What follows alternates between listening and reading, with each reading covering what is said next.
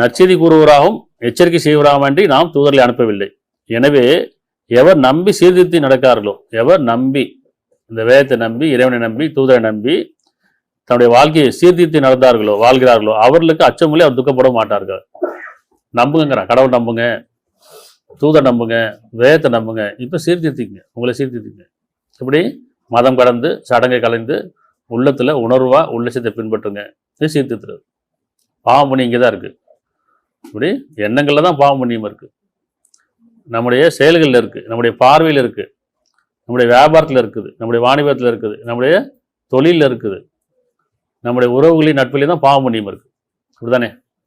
இப்போ பாவம் புண்ணியம் எங்கே இருக்குது? பாவத்து பக்கம் நம்ம பாவத்தோடு வேலை என்ன செய்யணும்? நான் புனிதலத்துக்கு போய் பாவத்தை கழிச்சிட முடியுமா?